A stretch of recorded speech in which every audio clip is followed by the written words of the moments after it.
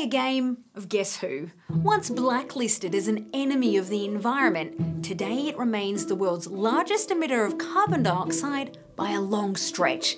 And yet it's now being hailed as a poster child for the planet. Yes, apparently China deserves a huge pat on the back for stepping in to fill the gap left after the US withdrew from the global climate deal.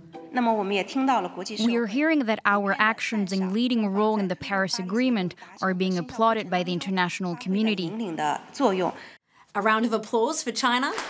But are we sure the communist regime is up to the task? Have the Chinese earned the title of climate leader? First, let's consider why they might be a viable candidate. Well, it seems China will probably meet its Paris promise to peak domestic emissions by 2030. It's ploughing a whopping $361 billion into renewable fuel by 2020, much more than, say, the whole of Europe. And to help combat alarming levels of pollution, it announced plans to cancel more than 100 coal-fired power plants and introduce stringent standards for those that do go ahead. It all sounds so rosy, except there's one not so obvious problem. All of this is happening at home, on their own turf. And you see all these positive efforts? Well, they're not always being replicated when it comes to their actions abroad. Because overseas, the Chinese are playing a slightly different game.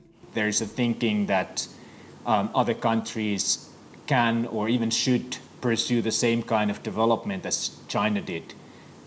Develop and industrialize first and clean up later. Today, China is the world's largest exporter of coal equipment and finances more overseas coal-fired power plants than any other country. State-owned companies are now involved in more than 100 of these projects abroad, including nations that didn't have coal plants at all. From Indonesia to Pakistan, Turkey to the Balkans, as well as in Africa and Latin America. Let's consider Kenya. Population 48 million, number of coal-fired plants 0. But not for long, thanks to state-owned China Energy Engineering Corporation, the tiny Kenyan island of Lamu is earmarked for the country's first coal-fired plant. People who live near coal power plants, if they get anything, it's just the impact, the pollution, and all these devastating effects that are coming from coal power plants without any benefits. So bringing them to us, in a way, they're trying to generate employments and opportunities for their nationals because these plants are going to be built by their people. I think it's hypocrisy. Much of China's overseas push has come under a state initiative called One Belt, One Road. Fancy name to describe plans to build massive infrastructure projects overseas, mostly around transport and energy, coal plants of course included. And one of the biggest winners, or losers, depending on how you see it, is Pakistan. Chinese companies and their partners are expected to spend around $15 billion over the next 15 years to build almost a dozen coal power plants, even in areas recognised for huge solar energy potential. The problem is, not only will this boost global emissions, but it could also lock these countries into fossil fuels for decades. Oh, and by the way, China's tough domestic standards for coal plants don't necessarily apply to exports. By exporting aging coal equipment overseas, China is effectively exporting, outsourcing its pollutions overseas, but at the same time, denying countries of the energy mix that they need in order to meet Paris Agreement. It all comes at a time when the World Bank and most developed nations have stepped back from funding coal projects abroad, seen as an energy of the past. So why is China doing this? Some say it's normal. China needs to compensate for the slowing economy and the slashing of energy-intensive industries at home.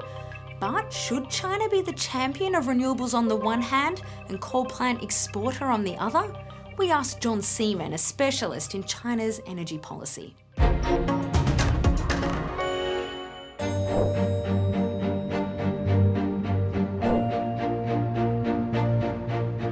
I don't think China is a climate leader today. China has definitely made its sacrifices for itself to move more towards renewable energies. But being a leader is more than just leadership by example. If you're talking about true leadership, you have to be able to bring countries together and bring actors together and find compromises. So China is not quite in the position where it can actually take true leadership and bring countries together behind a common solution. China is saying we will reduce our pollution, we're going to cap our emissions, while at the same time essentially exporting all of its overcapacities. And so you can say it's talking out of both sides of its mouth in that sense. But at the same time, many of the countries that are welcoming Chinese investments perceive a need for more energy. I mean, it's hard to tell a country, no, I'm sorry, you can't have energy. What sort of consequences that will ultimately have for the planet, that's another question. It's worth remembering that the Paris Agreement doesn't account for countries' actions abroad, so China is not breaking the letter of its commitments, but yet it still doesn't seem right. Perhaps the real question is whether China's actions are driven by narrow concerns over local pollution, and most importantly, do these concerns extend beyond its national borders?